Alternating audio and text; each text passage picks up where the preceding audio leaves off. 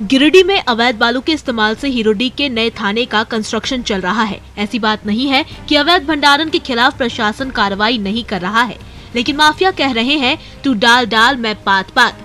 राज्य में प्रशासन और नेशनल ग्रीन ट्रिब्यूनल की ओर से बालू के अवैध उठाव और भंडारण पर प्रतिबंध लगाया गया है, लेकिन यहाँ सरकारी काम में ही नियमों का उल्लंघन हो रहा है।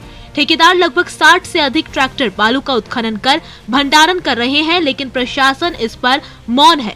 अब तक कोई कार्रवाई शुरू नहीं हुई है। आप तस्वीरों में देख सकते हैं कि एक के बाद एक ट्रैक्टर से बालू लाया जा रहा है और इस बालू से थाने की बिल्डिंग बन रही है। अवैध बालू कारोबारियों, खनन विभाग और जिला प्रशासन के बीच अक्सर चूहा बिल्ली का खेल चलता रहता है, लेकिन कार्रवाई के नाम पर कुछ भी नहीं हो रही है।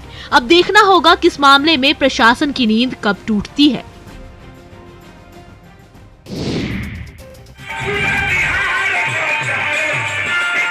सैया भय कोतवाल अब डर काहे का, कुछ ऐसा ही उदाहरण पेश करती है ये तस्वीरें। जरा देखिए, लोगों की भीड़ और इनके बीच ठुमके लगाती बारबाला पैसे लुटाते आरजेडी नेता। ये नजारा है दानापुर के मनेर का, जहां महागठबंधन सरकार के गठन के बाद आरजेडी नेताओं ने डांसर के अश्लील डांस पर जमकर ठुमके लगाए।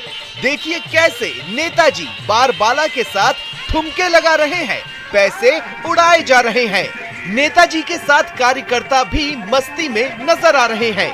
मनेर में पटना जिला उपाध्यक्ष जय कुमार निराला ने ये आयोजन कराया। इस मौके पर निराला ने कहा कि एक तरफ महागठबंधन की सरकार बनने की खुशी पर ये आयोजन किया गया, तो दूसरी तरफ आजादी की खुशी है और इसी खुशी में बारबालाओं का डांस करवाया जा रहा है।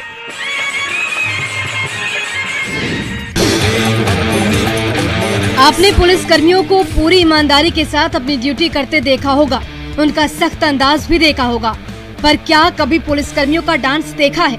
नहीं देखा है तो देख लीजिए। ये है गिरिडीह जिले के हिम्मत वाले, जिनके ऊपर पूरे जिले की सुरक्षा की जिम्मेदारी है, पर ये भी स्वतंत्रता दिवस पर कुछ अलग ही अंदाज में नजर आए। इनका ये डांस सोशल मीडिया पर काफी वायरल हो रहा है। दरअसल गिरिडीह जिले में स्वतंत्रता दिवस का समारोह बहुत ही धूमधाम से मनाया गया। जिले भर में कई जगह पर रंगारंग कार्यक्रम के आयोजन भी किए गए। वहीं पुलिस के जवान भी डीएसपी संजय राणा समेत अधिकारियों के सामने दिल खोलकर झूमते नजर आए। इस वीडियो में खाकी वर्दी और कमांडो के ड्रेस में जवान खुशी से झूमते नजर आ रहे हैं। वायरल हो रहे इस वीडियो की सोशल मीडिया पर खूब तारीफ हो रही है। लोग पुलिस वालों की इस मनमोहक प्रस्तुति की खूब तारीफ कर रहे हैं। जवानों का कहना है कि सभी की जिंदगी में तनाव कम नहीं है, लेकिन कुछ ऐसे पल भी हैं जिन्हें दिल खोलकर जीना चाहिए।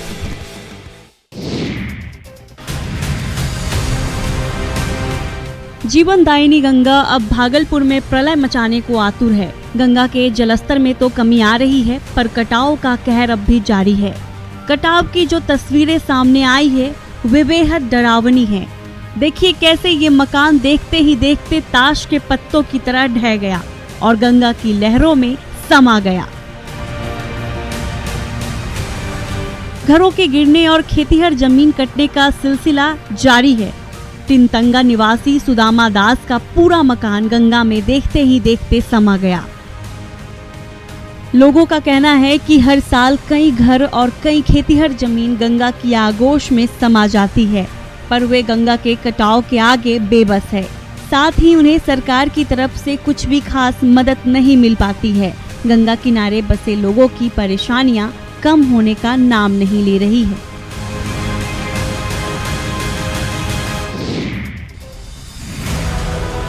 सूखे खेत में बैठे किसान आसमान की ओर बड़ी उम्मीदों से निहार रहे हैं, पर इस साल इंद्रदेव की नाराजगी किसानों पर भारी पड़ गई है। मॉनसून प्रदेश में रूठ सा गया है। बक्सर में भी बारिश नहीं होने से खेत पूरी तरह से सूख चुके हैं।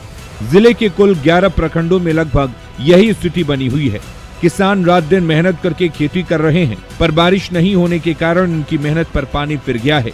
हालांकि कुछ समृद्ध किसान पंपिंग सेट के सहारे धान की रोपनी कर रहे हैं, लेकिन उन्हें भी चिंता है कि आखिर कब तक डीजल जलाकर पंपिंग सेट की सहायता से इन धान के बिछड़ों को बचा पाएंगे। किसानों का कहना है कि आकाश में काले बादल तो घुमड़ घुमड़ कर आ रहे हैं, पर वो बिना बरसे ही लौट जा रहे हैं। सरकारी आंकड़ों के अनुसार जिले में 300 सरकारी नलकूपों में से केवल 122 ही काम कर रहे हैं। जिले में अब तक बारिश के अभाव में 29,000 हेक्टेयर कृषि भूमि धान की रोपनी से वंचित है।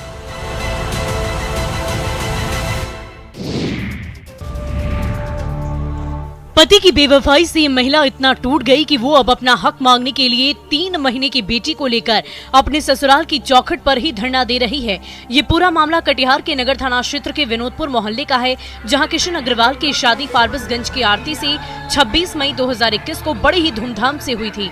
बताया जा रहा है कि शादी के बाद से कुछ अनबन के कारण आरती और किशन अपना घर छोड़कर भाड़े के मकान पर रहने लगे थे, मगर कुछ दिन पहले ही किशन आरती को ये समझाते हुए मायके भेज दिया था कि सब कुछ ठीक होते ही वो जल्द उसे लेकर आएगा।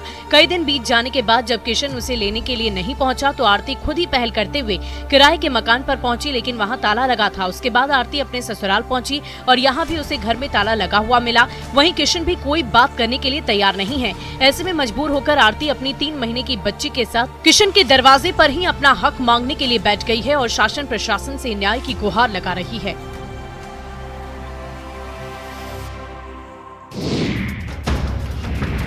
पटना के अमनाबाद में बालू के अवैध खनन को लेकर 2 गुट आपस में भिड़ गए और इस वर्चस्व की लड़ाई ने काफी बड़ा रूप ले लिया। पहले गोलीबारी हुई, फिर बात इतनी बढ़ गई कि 15 जेसीबी गाड़ियों को आग के हवाले कर दिया गया। आप सोन नदी के बीच जल रही जेसीबी की इन तस्वीरों को देखिए। गाड़ियों से आग का धुआं उठ रहा है और धू धू कर गाड़ियां जल रही हैं। सबसे हैरत की बात यह है कि गाड़ियों को आग के हवाले करने से पहले बदमाशों ने कई राउंड फायरिंग भी की, लेकिन पुलिस के कानों में जूं तक नहीं रेंगी है। पुलिस तक सूचना अगर पहुंचती भी है तो बॉर्डर का इलाका होने की वजह से मामले को एक दूसरे का इलाका बताकर टाल दिया जाता है और बालू माफिया खुलेआम अवैध खनन करते हैं। क्षेत्र के इस इलाके में सबसे ज्यादा अवैध बालू खनन होता है। इसको लेकर बालू माफियाओं में अक्सर वर्चस्व की लड़ाई चलती रहती है। 15 जेसीबी गाड़ियों को आग के हवाले कर देने का ये मामला इस बार भी पुलिस तक पहुंच गया है। खनन पदाधिकारी समेत जिला पुलिस टीम मौके पर पहुंची और आगे की कार्रवाई में जुट गई।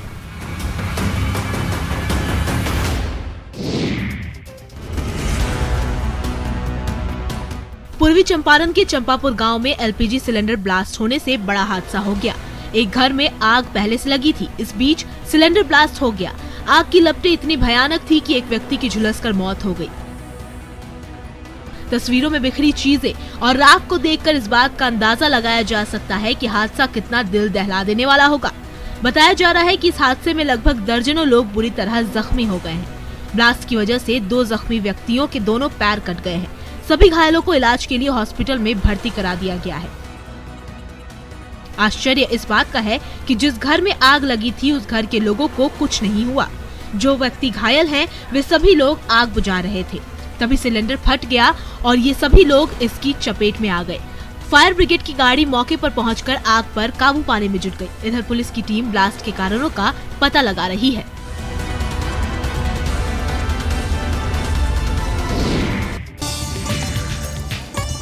स्वच्छ वातावरण, शांत माहौल और प्रकृति में कलकल करता पानी का शोर, यही तो है ऊसरी वाटरफॉल की खूबसूरती, जिसे देखने के लिए सैलानी आते ही रहते हैं। बरसात के बाद गिरिडीह के ऊसरी वाटरफॉल का नजारा देखते ही बन रहा है। यहाँ का मनोरम दृश्य सैलानियों को अपनी ओर आकर्षित कर रहा है। इसके साथ ही ये वाटरफॉल लोगों के लिए सेल्फी पॉइंट भी बना हुआ है। यहाँ झारखंड के अलावा पश्चिम बंगाल और राजस्थान जैसे दूसरे राज्यों से भी पर्यटक घूमने आ रहे हैं और इस खूबसूरत नजारे का आनंद ले रहे हैं। ऊपर से पानी गिरने के कारण पानी दूध सा सफेद दिखता है। यहाँ पानी की 5 जलधाराएं हैं जो इसे 5 छोटी छोटी वाटरफॉल का रूप देती हैं। आप ऊपर झरना के पास भी जा सकते हैं।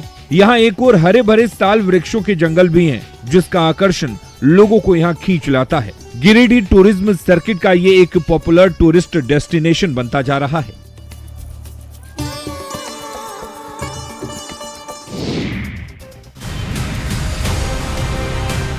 बारिश में रामगढ़ को रांची से जोड़ने वाले NH 33 का हाल बदहाल हो गया है।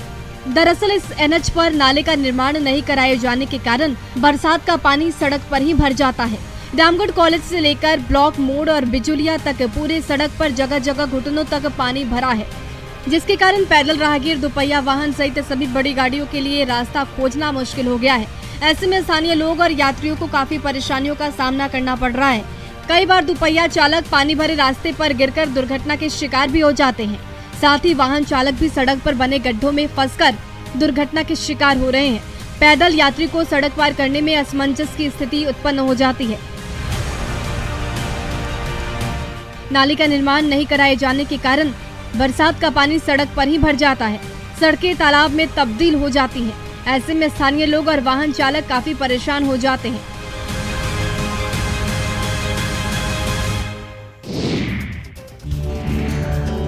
राजधानी रांची में सी फूड से लेकर देसी मछली की खरीदारी का चलन काफी ज्यादा देखने को मिल रहा है। सुपरमार्केट में पैक्ड फिश को पीछे छोड़ लोग रांची के डैम से निकाल कर लाई गई मछली काफी ज्यादा पसंद कर रहे हैं। इस छोटे से स्टॉल पर लगभग 22 तरीके की मछलियां हैं, जिसमें से 9 ऐसी मछलियां हैं जो केवल झारखंड राज्य में ही मिलती हैं। मछलियों की दाम की बात करें तो 150 रुपए से 2000 प्रति किलो दाम निर्धारित किया गया है। बंगाल के साथ साथ अब झारखंड में भी देसी मछली और सी फूड की ओर लोगों का रुझान दिखने लगा है। मछली में सैचुरेटेड फैट नहीं होता है, इस वजह से आपके स्वास्थ्य और विशेषकर हृदय के लिए अत्यधिक लाभदायक होता है। प्रोटीन के अन्य स्रोतों के बजाय यदि आप नियमित रूप से मछली खाते हैं तो ये आपका हृदय स्वस्थ रखेगा। इसमें कोलेस्ट्रॉल की मात्रा भी काफी कम होती है। मछली की बिक्री बढ़ने से राज्य के मत्स्य पालकों को अब मछली कारोबार से जुड़े विभिन्न कार्यों के लिए आर्थिक अभाव नहीं झेलनी पड़ेगी।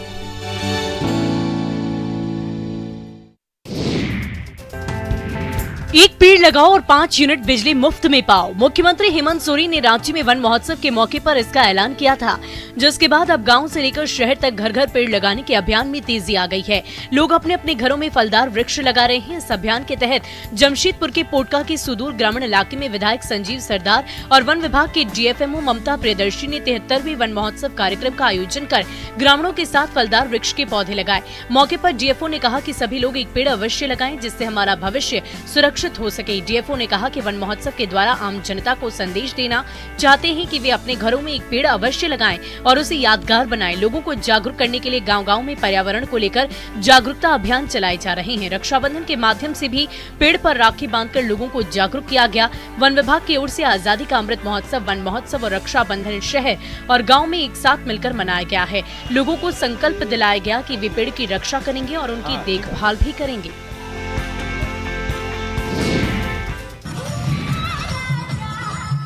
स्वतंत्रता दिवस का मौका, स्कूल में हुआ झंडोत्तोलन। लेकिन ये क्या, झंडोत्तोलन के बाद अश्लील गानों पर जमकर डांस हो रहा है। शिक्षक, स्कूल की रसोइया, यहाँ तक कि स्कूली बच्चे भी भोजपुरी गानों पर डांस कर रहे हैं।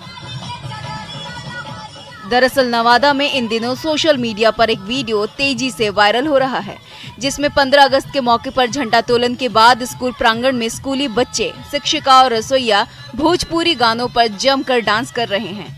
वीडियो में साफ देखा जा सकता है कि स्वतंत्रता दिवस के मौके पर बड़ी संख्या में छात्र जमा हुए हैं और समारोह संपन्न होने के बाद भोजपुरी गानों पर स्कूल की शिक्षिका, रसोइया और बच्चे जमकर गाने पर थिरक रहे हैं। वायरल वीडियो मैस्कौर प्रखंड अंतर्गत वैद्यनाथपुर आदर्श मिडिल स्कूल का बताया जा रहा है। हालांकि न्यूज़ 18 इस वायरल वीडियो की पुष्टि नहीं करता है।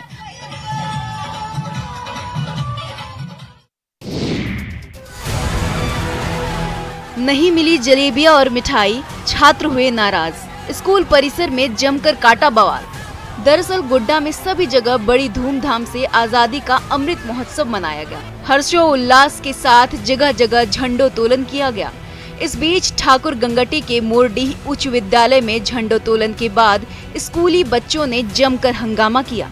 छात्रों का कहना है कि झंडोत्तोलन के बाद उन्हें न तो जलेबियां बांटी गई, न ही मिठाई, जबकि स्कूल में हुए कार्यक्रम में उन्होंने बढ़ चढ़कर हिस्सा लिया था। हर साल स्कूल में कार्यक्रम के बाद स्कूल में मिठाइयां बांटी जाती थी, पर इस वर्ष नहीं बांटी गई, जिसके कारण छात्रों ने विरोध प्रदर्शन शुरू कर दिया। कई घंटों तक छात्रों ने स्कूलों में हंगामा किया। छात्रों के परिजन भी स्कूल में आ धमके और हंगामे में शामिल हो गए।